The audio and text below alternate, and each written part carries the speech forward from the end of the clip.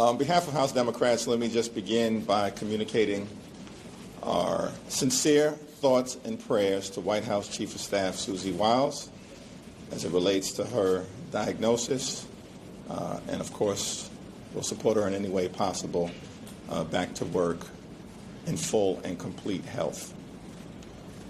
This is a very challenging moment for the United States of America as we deal with a president, Donald Trump, and Republicans whose policies have done nothing but damage the quality of life of the American people. It was Republicans who, in their one big ugly bill, enacted the largest cut to Medicaid in American history.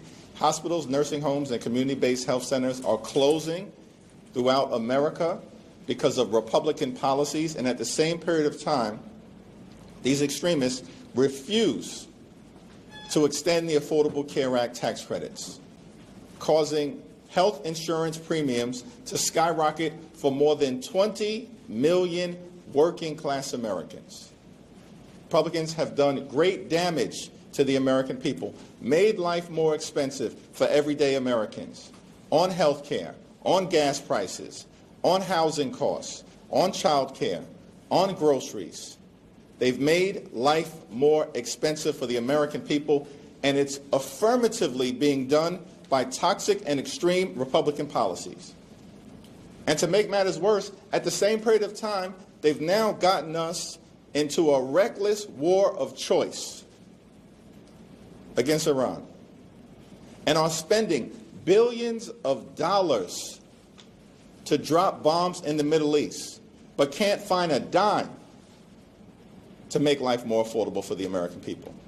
There's a better way, and Democrats are committed to fighting hard to relentlessly focus on driving down the high cost of living, fixing our broken health care system, making sure that immigration enforcement in this country is fair, just, and humane, and at the same time ensuring that our taxpayer dollars aren't spent on another endless war in the Middle East, but are spent to lower the high cost of living, to make sure that every single American in this country can live an affordable life, a comfortable life, and live the good life.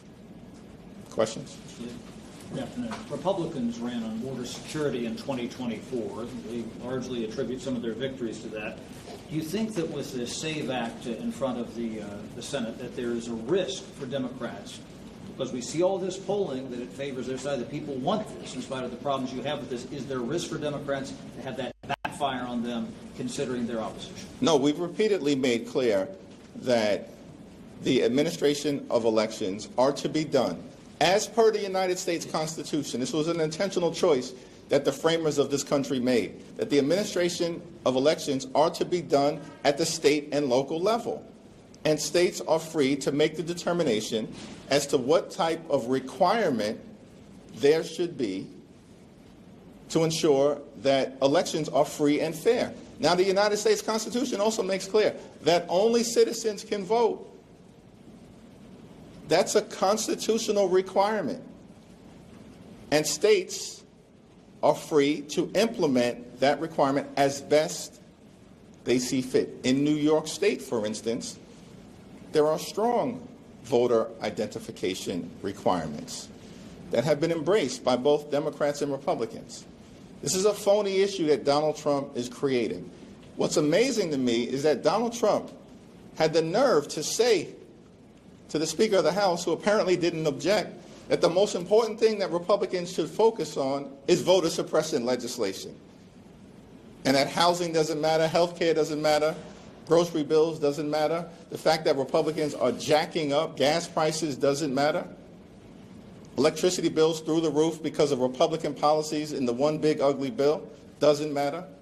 This is extraordinary stuff, and it's the reason why Donald Trump Republican policies and their candidates are so deeply unpopular all across the country and are losing elections, as has been the case for 15 consecutive months. Two questions.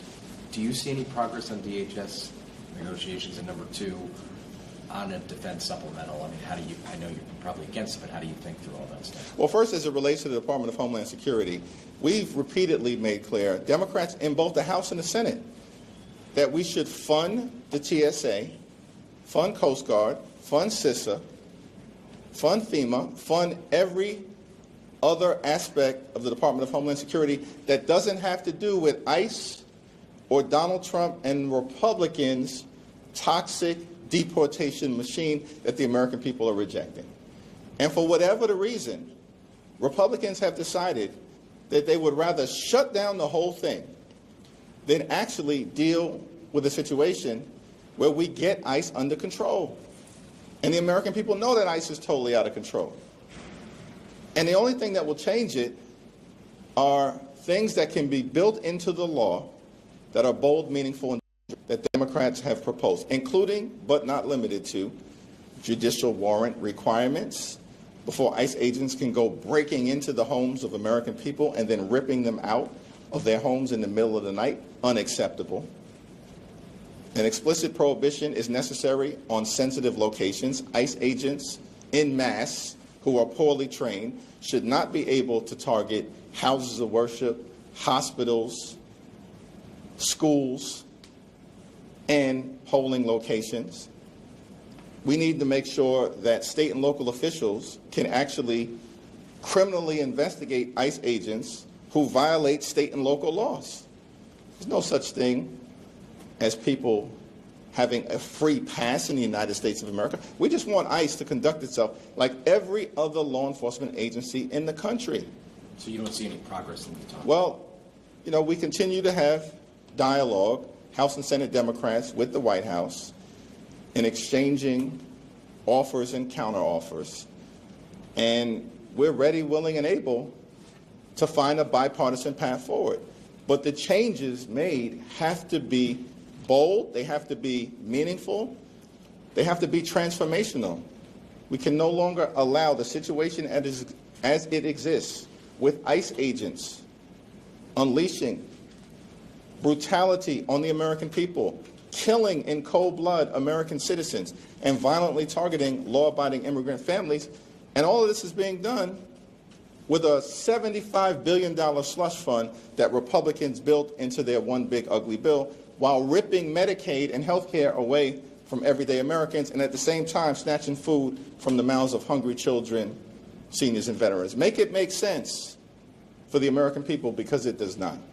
Now, on the supplemental issue, listen, the administration has not even made the case to the American people as to why we are spending billions of dollars and dropping bombs every day in Iran, while at the same period of time doing nothing about the affordability crisis, which Donald Trump continues to insist is a hoax. It's not a hoax. I travel the country. People are struggling throughout America to achieve the American dream. Many people have understandably concluded it is out of reach, and we have to restore it. And instead, you've got the administration, without any plan, any objective, any exit strategy, has gotten us into this reckless war of choice in the Middle East. So the notion that they would come up here and ask for additional money is beyond the pale at this moment. Start by explaining why we're in this to begin with, because they failed in that regard. Well, thank you, Mr. Leader. Airlines for America and a group of the major U.S. airline CEOs sent an open letter to Congress yesterday asking Congress to reach a deal to end the shutdown. They also demanded legislation to, pay for aviation officials, TSA workers, all the folks who aren't getting paid right now within the aviation space. Is that something that you will support going forward once we're past this shutdown? Do you think that, in the midst of shutdown, TSA workers, all the folks who are being affected right now should be exempt from not getting paid as they're going work on paychecks? We think that TSA agents should absolutely be paid, and it's a shame that Republicans have decided to use TSA agents and other DHS employees outside of their toxic immigration agenda space as political pawns. Like House and Senate Democrats have repeatedly made clear, we should fund TSA, fund FEMA, fund the Coast Guard, fund cybersecurity operations within the Department of Homeland Security. Republicans in the House and the Senate have rejected it. They're playing games, as they always do. So that's why on Wednesday we're going to launch this discharge petition. It's the first day that it becomes ripe to advance Congresswoman Rosa DeLaura's bill. And we'll just need a handful of Republicans to join us. And guess what? Despite all the cynicism, all the skepticism that has existed throughout this Congress, as if Democrats were knocked on our back heels, we've repeatedly won discharge petitions. And if it comes to it, we're going to win this one as well. And so, to me, we can do this the easy way. Why doesn't Mike Johnson and Republicans just agree to put the bill on the floor? It will pass overwhelmingly. Or we can go down the discharge petition route again, and Republicans can once again demonstrate that they've lost control of the House floor and that Democrats are governing in the minority on behalf of the American people as if we're in the majority. So Illinois primary tomorrow, as we saw in New Jersey 11, North Carolina. Let me ask you a 4. question. Did you ask me? Did you have a question about New Jersey 4? I'm asking. What was your question? What was your question about New Jersey 4?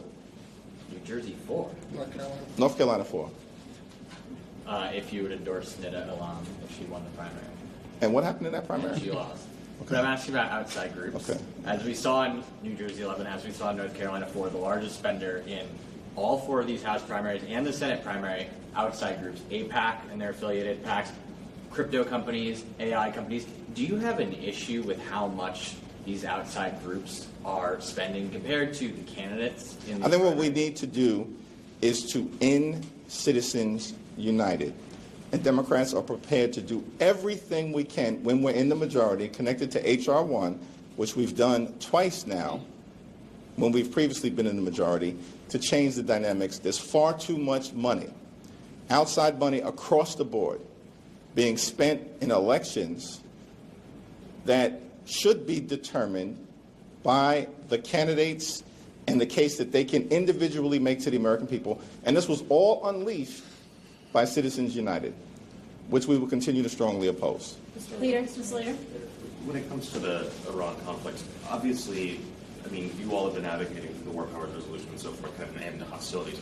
But even if you withdraw at this point, it's very clear that Iran is going to continue to deal with the Strait of Hormuz. So what, if anything, do you see as the off-ramp here, and what are Democrats willing to engage with if Iran comes back later and starts re-engaging in the Strait of Hormuz? Well, part of the problem is that, the administration failed to prepare for this reckless war of choice. They failed to prepare for Iran's actions in the Strait of Hormuz.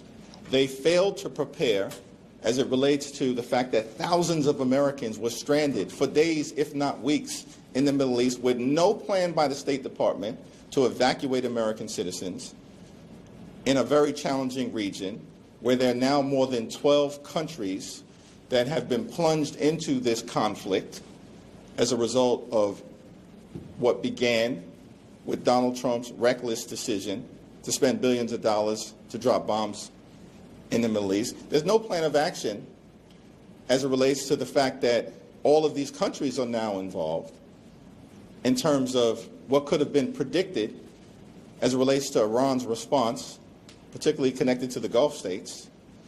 And now it's a challenging environment in terms of this not devolving into a conflict that doesn't simply go on for weeks, but months or years.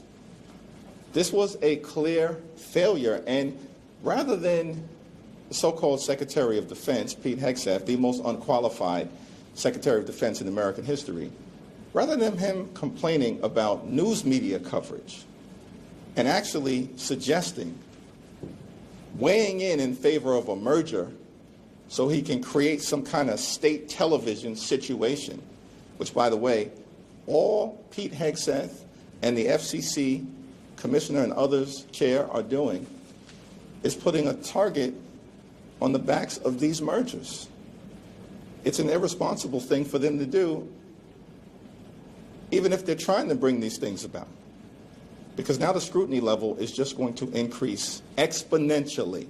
That's what Pete Hegseth has accomplished. That's what the chair of the FCC has accomplished. As opposed to complaining about media coverage for their deeply unpopular war of choice in the Middle East, perhaps they should actually plan to keep American troops, men and women, safe.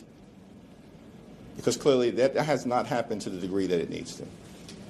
Regarding Senator Mark Wayne Mullen, he has confirmation hearings coming up on Wednesday. based on what you know of him, maybe have you had conversations with him, and if so, or if not, what do you expect from a Secretary Mullen, and do you think that will cause a breakthrough in negotiations? Yeah, I have not had any conversations with him relative to this nomination. I'm certainly interested in hearing what he has to say when he testifies publicly before the Senate. But our position has also been clear, and I articulated this in a letter to the caucus earlier today. A change in personnel, as disgraceful as Kristi Noem was, and it's not over in terms of our scrutiny of Kristi Noem, because she's super corrupt, wasting hundreds of millions of taxpayer dollars. And so accountability is further coming her way. It's a long list of them, but it's further coming her way. That a change in personnel is not sufficient. We need a change in policy. We need dramatic, bold, meaningful, and transformational changes so that ICE conducts itself like every other law enforcement agency in the country, that they behave like local police officers, state troopers, or county sheriffs, as opposed to running around using taxpayer dollars to brutalize and kill American citizens or violently target law-abiding immigrant families. The American people have had enough, and Democrats are going to continue to stand up for that principle.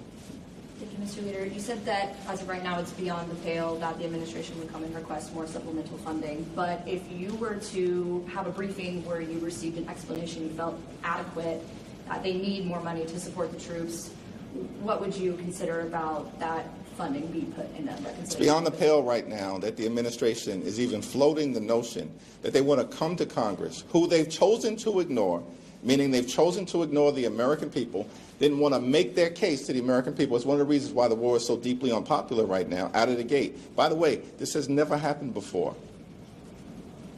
But the American people see so clearly through the consequences of this failed effort to plunge America into a war with no strategy, no objective, and no end game, that it is beyond the pale that the administration is now floating the possibility of coming to Congress and asking for tens of billions of dollars more in taxpayer dollars. How about spending some money to restore the Medicaid cuts that have ripped health care away from more than 14 million Americans? How about finding a dime to extend the Affordable Care Act tax credits? Let's start there so we can restore health care insurance affordability for more than 20 million Americans.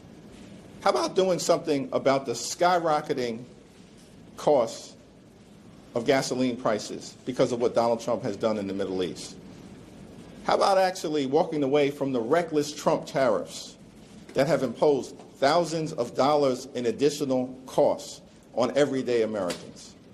This administration has been a complete and total disaster, a man-made disaster, inflicting pain and suffering on the American people. And so there are a whole lot of things that need to be dealt with before we can, in good conscience, evaluate any hypothetical supplemental funding request that is presented to the Congress. Thank you, everyone. How far can Rod Strickland take LIU? First of all, let me just say, Don't talk about St. John's. let me just say, Do not. Listen, well, I root for the Big East in the NCAA, so I am rooting for UConn, I'm rooting for Villanova, but St. John's was robbed with a number 5 seeding. There's no justification for that, but we're very excited about St. John's. We're very excited about LIU, which is in my district, and very excited about Hofstra, which is just outside of the city. And UConn. You didn't mention Miami of Ohio. And UConn. Well, it's a great story.